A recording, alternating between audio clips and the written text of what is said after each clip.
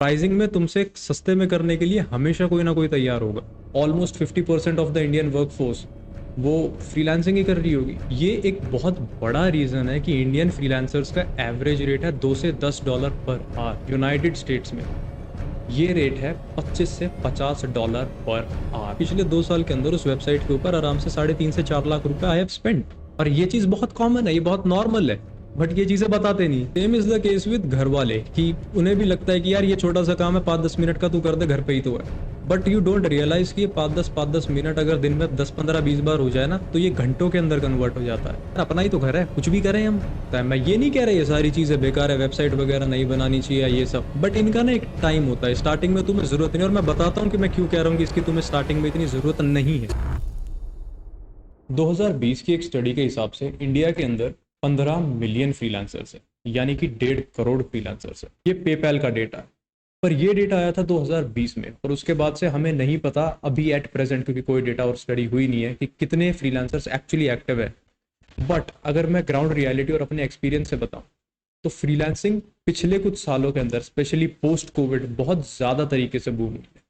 क्योंकि जहाँ पे ये चीज़ पहले सिर्फ और सिर्फ यंगस्टर्स के लिए थी, अब हाउस वाइफ्स या वो जिन लोगों ने पहले अपनी जॉब्स छोड़ दी, जो अपना घर संभाल रहे थे, या कुछ पार्ट टाइम जो अर्निंग करना चाहते हैं, या people in their late 40s और अर्ली 40s, वो लोग भी अब फ्रीलांसिंग के अंदर अपने आप को एस्टैब्लिश करने के लिए लगे हुए हैं। पॉजिटिव्स हर कोई बताता है। इस वीडियो में हम बात करेंगे उन चैलेंजेस के बारे में जो एक फ्रीलांसर को फेस करने पड़ते हैं, और उन चैलेंजेस से हम डील कैसे कर सकते हैं, इसके बारे में हम बात करेंगे वीडियो के एंड में। एंड में सीधा स्किप करने की जरूरत नहीं है भाई, बहुत मेहनत लगी है, तो पूरी वीडियो देख लो, 10 मिनट की तो बात है। तो तुम अगर फ्रीलांसिंग कर रहे हो तो तुम बताना तुमने ये चीज़ें फेस करी या नहीं करी। और अगर तुम सिर्फ शुरुआत में ही हो और तुम्हें ये वीडियो मिल गई, that means you are really lucky, because इन चीज़ों को फिगर आउट करने में लोगों को सालों लग जाती है, और उन्हें तब भी पता नहीं चलता कि एक्चुअल में हो क्या रहा है। शुरू करते हैं। सबसे पहला पॉइंट है कट थ्रोट कंपटीशन। अभी के टाइम में हर कोई अपना खुद का काम करना चाहता है, और अगर हम स्पेशली बात करें द एज ग्रुप बिटवीन 16 से 25 साल के लोग, तो उन्हें चाहिए इंडिपेंडेंस। अब इंडिपेंडेंस उन्हें सिर्फ फाइनेंशियल तौर पे नहीं चाहिए, उनको चाहिए in terms of their time. वो लोग कहाँ पे अपना टाइम स्पेंड कर रहे हैं, इस चीज़ को लेके वो बहुत ज़्यादा कॉशियस है। जहाँ पे एक फुल टाइम एम्प्लॉय 40-50 घंटे काम करता है ऑफिस में, और उसको 10-20 घंटे का ट्रैवल करना पड़ता है पूरे हफ्ते, एक फ्रीलांसर अपने घर पे रह के उससे 1/3 टाइम के अंदर सेम अमाउंट अर्न कर सकता है। पर अब प्रॉब्लम ये है कि जब इतने सारे लोग एक साथ किसी इंडस्ट्री के अंदर आते हैं, तो वहाँ पे डिमांड और सप्लाई का गैप बहुत जल्दी ब्रिज हो जाता है, और वहाँ पे प्रॉपर इम्बैलेंस क्रिएट होता है। अभी ये नंबर तुम्हें देखने में ज़्यादा नहीं लग रहा होगा कि 15 मिलियन ही तो है। मैंने फिर से कहा ना कि 15 मिलियन 2020 में थे। 4 साल में अगर तुम इसे 60 मिलियन या 70 मिलियन भी पकड़ लोगे, तो कंपटीशन अब बढ़ रहा है धीरे धीरे, और ये आगे आने वाले टाइम में बढ़ेगा, क्योंकि प्रोजेक्शंस तो ऐसी है कि almost 50% of the Indian workforce वो फ्रीलांसिंग ही कर रही होगी। अब ये चीज़ कितनी ट्रू है कितनी नहीं है, तुम मेरे को कमेंट सेक्शन में बताना। टेक रिपोर्ट के सर्वे के हिसाब से 3 में से 2 फ्रीलांसर्स स्ट्रगल करते हैं काम ढूंढने के लिए, जो कि बहुत ऑब्वियस सी बात है, वो करेंगे यार, जब इतने लोग हो जाएंगे तो काम मिलेगा कहाँ से। इन सब चीज़ों के ऊपर मैंने अपने बहुत सारे फ्री रिसोर्सेज बना रखे हैं, जो कि तुम्हें मेरी वेबसाइट पे मिल जाएंगे। उसका डिस्क्रिप्शन में लिंक होगा सबसे पहले, वहाँ पे तुम मेरी ई बुक एक्सेस कर सकते हो, जिसके अंदर 97 क्वेश्चंस है, जो कि हर फ्रीलांसर को उसके आंसर्स पता होने चाहिए। मेरे PDF रिसोर्सेज है, कोर्सेज है, और बहुत सारी अलग चीज़ें हैं। मेरा न्यूज़लेटर भी है, जो कि मैं वीकली बेसिस पे सेंड आउट करता हूँ, तो तुम उसे चेकआउट कर सकते हो, बट वीडियो के बाद करना। अब इस कट थ्रोट कंपटीशन की वजह से ही आती है हमारी दूसरी प्रॉब्लम, जो कि है फ्रीलांसिंग प्लेटफॉर्म्स के ऊपर जमी हुई भीड़। क्योंकि मोस्ट ऑफ द फ्रीलांसर्स वो नए होते हैं, उन्हें पता नहीं होता क्या तो कोल्ड आउटरीच कैसे करते हैं, कोल्ड पिचिंग क्या कोई चीज़ होती है, उन्हें एक्चुअल में इनबाउंड आउटबाउंड्स में ही फर्क नहीं पता होता।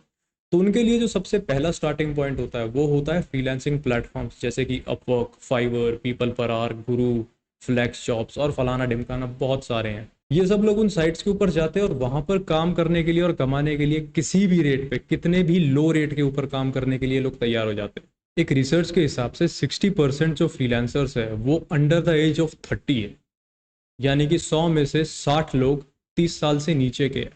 और ये चीज़ मैं इसीलिए इतनी हाईलाइट कर रहा हूँ, क्योंकि अगर तुम इंडियन कॉन्टेक्स्ट में इस चीज़ को लेके आओगे, तो यहाँ पे बरसों से वही चीज़ चलती है कि जो कम पैसे में बढ़िया काम करेगा हम तो उसी से करवाएंगे। अब ये तुम्हारे ग्रोसरी वाले से लेके इलेक्ट्रिशियन, प्लम्बर, और यहाँ तक कि फ्रीलांसिंग में भी यही सेम थिंकिंग चालू है। जो सस्ते में करेगा हम उसी को रखेंगे। ये एक बहुत बड़ा रीज़न है कि इंडियन फ्रीलांसर्स का एवरेज रेट है $2 से $10 पर आवर। इसको 80 से मल्टीप्लाई कर लेना, तुम्हें फिगर मिल जाएगी। और वहीं पे यूनाइटेड स्टेट्स में ये रेट है 25 से $50 पर आवर। तो सेम काम के तुम्हें यूएस में उतने पैसे मिलेंगे, यहाँ से 5 गुना ज़्यादा।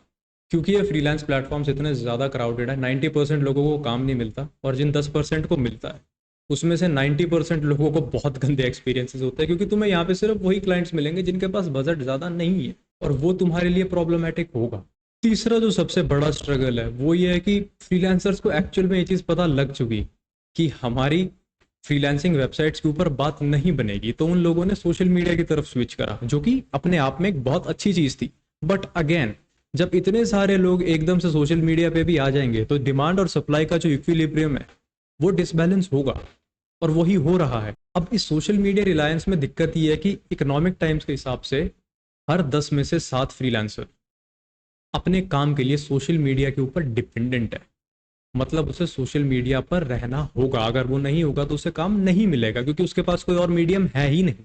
पहले सारे फ्रीलांसर्स आपको अपवर्क, फाइवर और इन फ्रीलांसिंग साइट्स पे मिल जाते थे, बट अब ये पूरा क्राउड लिंक्डइन, इंस्टाग्राम और फेसबुक के ऊपर है। हालांकि अगर मैं क्रोनोलॉजी में जाऊं तो फेसबुक अभी बहुत ज़्यादा सैचुरेटेड है, और वहाँ पे बहुत पीनट पेइंग क्लाइंट्स है, मतलब वहाँ तो बहुत ही गंदा हिसाब किताब है। और इंस्टाग्राम और लिंक्डइन के ऊपर तुम्हें फ्रीलांसर्स बहुत ज़्यादा क्वांटिटी के अंदर देखने को मिल जाएगी। अब जो मेरे जैसे लोग हैं जिन्हें टाइम हो गया ये करते हुए, हमारे लिए उतनी डिफिकल्टी नहीं है, क्योंकि हमारे पास प्रूवन एक्सपीरियंस है, प्रूवन रिजल्ट्स और प्रूवन ट्रैक रिकॉर्ड है। दिक्कत उसके लिए है जो नया आया है, और दिक्कत वो इसलिए है क्योंकि तुम्हारे पास ज़्यादा ऑप्शंस है नहीं खुद को क्राउड से अलग करने के लिए। तुम किस चीज़ के ऊपर कम्पीट करोगे? प्राइसिंग में तुमसे सस्ते में करने के लिए हमेशा कोई ना कोई तैयार होगा। अब क्योंकि ज़्यादा ऑप्शंस है नहीं, तो एट दी एंड फ्रीलांसर्स थक हार कर किसी भी रेट पर काम करने के लिए तैयार हो जाते हैं। और इस चीज़ का अंदाज़ा तुम्हें इससे लग जाएगा कि जब पहले जहाँ पे जो स्टैंडर्ड इंडस्ट्री रेट था कि भाई 1000 वर्ड का अगर कोई आर्टिकल है तो उसके तुम्हें आराम से 500-600 रुपये मिल जाते थे। इसको हम वर्स्ट केस बोलते थे कि मरे से मरा 500-600 रुपया तो मिलेगा 1000 वर्ड के ब्लॉग का। ये रेट अब गिर के 100 रुपये तक आ चुका है। मतलब लोग इस हद तक नीचे अपना रेट करने को तैयार है कि 100 रुपये में वो 1000 वर्ड का ब्लॉग आपको प्रोवाइड कर देंगे। इन सब चीज़ों के बारे में जो मैंने तुम्हें रेट वाली बात बताई, ये तुम्हें किसी स्टडी या रिसर्च में नहीं मिलेगी, क्योंकि रिसर्च वैसे ही बहुत ज़्यादा स्लो हो गई है। ये प्रैक्टिकल एक्सपीरियंस है, और तुम इसको अगर खुद वेरीफाई करने भी जाओगे ना, अगर तुम अपने क्लाइंट्स को ढूंढोगे या ये सब चीज़ें करोगे, तो तुम्हें पता चलेगा कि ये एक्चुअल में हो रहा है। आगे जाने से पहले अगर तुम्हें इस वीडियो में मज़ा आ रहा है तो नीचे कमेंट सेक्शन में येस ज़रूर लिखना, ताकि मुझे पता चले कि तुम्हें सही में वीडियो इन्फॉर्मेटिव लगी। और अगर पसंद आ भी रही है तो साथ के साथ लाइक और सब्सक्राइब भी करो यार। मैट्रिक्स थोड़े से तो मुझे भी दिखने चाहिए, ताकि मैं ये और अंदर की डीप इनसाइट्स तुम्हें लाके तुम्हारे सामने प्रेजेंट कर सकूं। अब अगर इन सब चैलेंजेस को फेस करके कोई फ्रीलांसर क्लाइंट को ढूंढ भी लेता है, तो ये वाली प्रॉब्लम आती है, जो कि तुम क्लाइंट जब तुम्हारे पास आएगा तुम्हें तभी पता चलेगी, उससे पहले तुम इस प्रॉब्लम के बारे में कुछ नहीं जानोगे। और वो प्रॉब्लम है अपनी पेमेंट्स को चेज करना।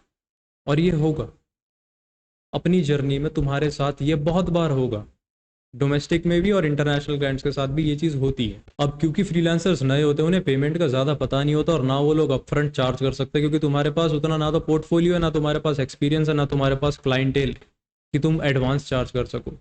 होता क्या है, क्लाइंट आएगा तुमसे काम करवा लेगा और उसके बाद वो तुम्हें गोस्ट कर देगा, वो तुम्हें पैसे नहीं देगा, तुम्हें रिप्लाई नहीं करेगा। इस चीज़ को बोलते हैं क्लाइंट गोस्टिंग। और इसके पीछे की ना साइकी है कि most of the business owners जो होते हैं वो या तो सेम एज के होते हैं, या उनके पास एक्सपीरियंस ज़्यादा होता है, या वो तुमसे एज में बड़े होते हैं। तो a guy who is running a business 30 साल की उम्र में वो आराम से एक 18-19 साल के लड़के की साइक के साथ खेल सकता है। That's not a very big thing.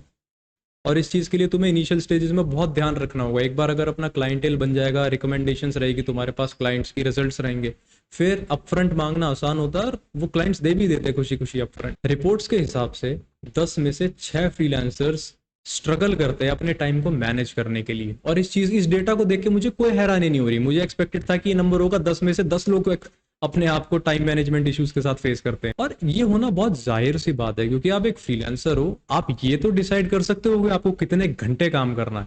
आप ये नहीं डिसाइड कर सकते कि वो घंटे दिन में कौन से हिस्से में आएंगे। क्योंकि फॉर एग्जाम्पल अगर आपका कोई क्लाइंट न्यूयॉर्क में सिचुएटेड है, तो वहाँ पे टाइम डिफरेंस हो गया 12.5 घंटे का। और अगर आपके क्लाइंट को चाहिए कि जब वो दोपहर में काम कर रहा हो उस टाइम आप अवेलेबल हो, तो आपको रात को 12 बजे से सुबह 4 बजे तक अवेलेबल रहना होगा। इन सब चीज़ों से टाइम मैनेज करना बहुत मुश्किल हो जाता है। और जहाँ तक बात रही कि फ्रीलांसर्स, जैसा मैंने पहले बताया, सोशल मीडिया के ऊपर बहुत ज़्यादा डिपेंडेंट है, आप कब अपने मेन गोल से भटक के सोशल मीडिया के ऊपर खाली माइंडलेस स्क्रोलिंग कर रहे हो आपको नहीं पता चलेगा। ऑफिस एम्प्लॉयज ट्रेडिशनल 9 to 5 का ये होता है, उन्हें पता है कि मेरे को 10 बजे लॉग इन करना है, 6 बजे लॉग आउट करना है, ज़्यादा से ज़्यादा मेरे पास घर पे 1-2 ईमेल्स आ जाएगी, उनके रिप्लाई कर दूंगा और कल सुबह 10 बजे ही वापस मुझे दोबारा लॉग इन करना है। फ्रीलांसिंग में ऐसा नहीं है।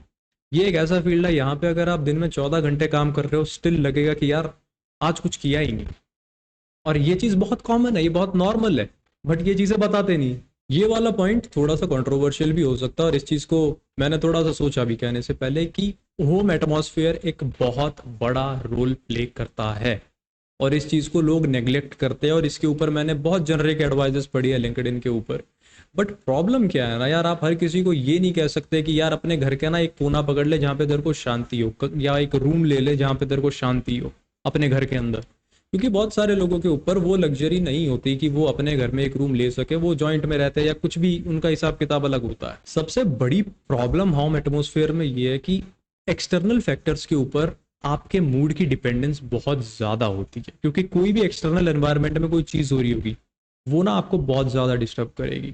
इसका सिंपल सिंपल सा एग्जांपल है, अगर आपके घर के बाहर किसी की लड़ाई हो रही है ना, 99% केसेस में सारा काम धंधा छोड़ के बालकनी में जाके या मेन गेट पे जाके देखोगे कि हो क्या रहा है।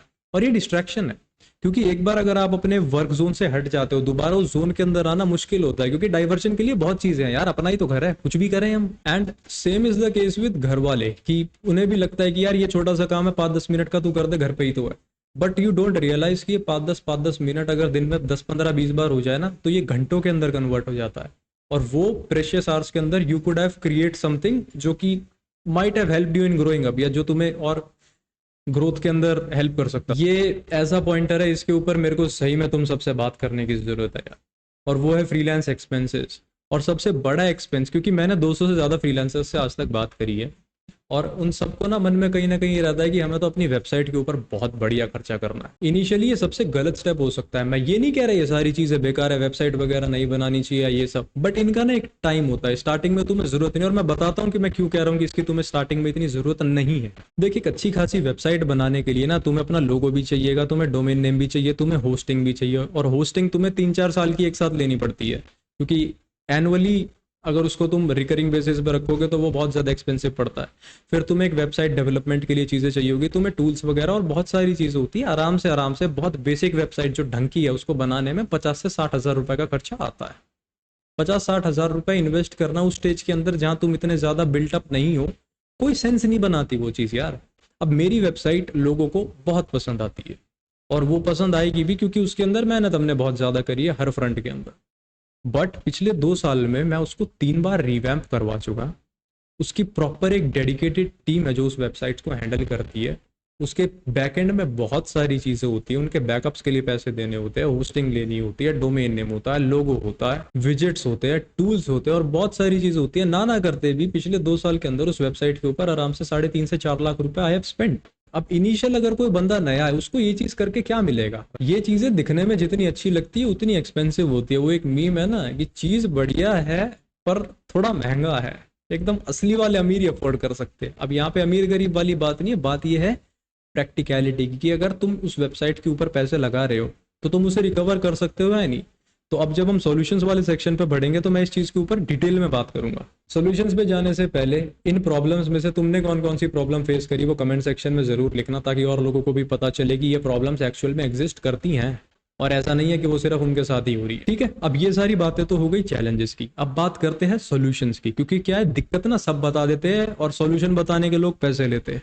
लोगों में मैं भी आता हूँ, बट हाँ इस बार ही थोड़ा सा मैं कहा चलो बता देते हैं, एटमॉस भी चेंज है, एनवायरनमेंट चेंज है, पूरा स्टाइल चेंज है, तो मैं चलो ये चीज़ भी कर देते हैं। ठीक है, let's get on to the solutions one by one. सबसे पहली जो प्रॉब्लम थी वो थी कि हमें क्लाइंट्स ढूंढने कैसे है। अब अगर मैं सही बताऊं ना, एकदम तुम्हें रियल और रॉ एडवाइस दूं एज अ बिग ब्रदर, भाई ये ना इसका आंसर ना तो मैं दे सकता, ना तुम्हें दुनिया का कोई और फ्रीलांसर दे सकता। और अगर कोई दे रहा है तो उसकी बात ना बहुत ध्यान से सुनना, समझना और अपने लिए एवेल्युएट करना, क्योंकि ये चीज़ बहुत ज़्यादा सब्जेक्टिव होती है।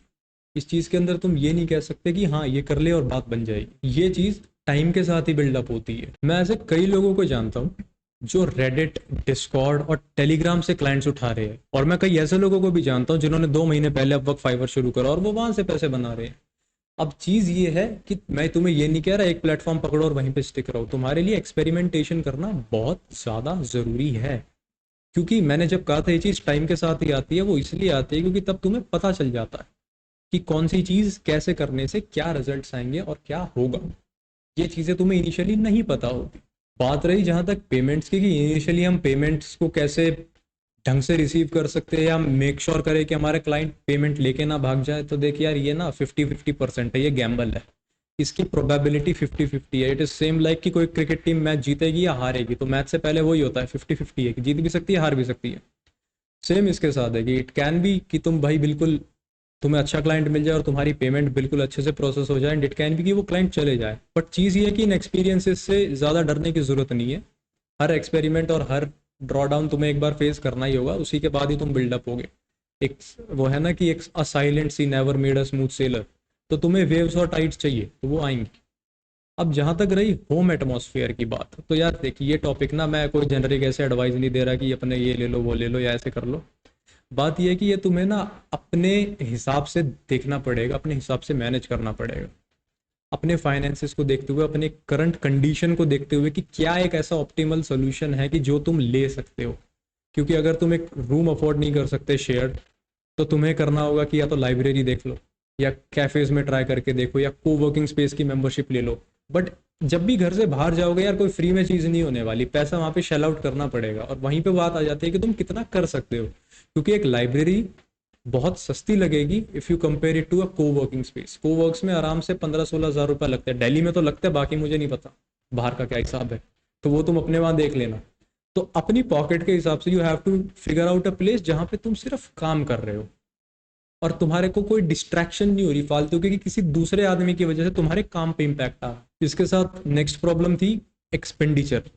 देख भाई, पहला ना बहुत सिंपल रूल है, do not invest until you have not earned it. कमाने से पहले लगाना नहीं है।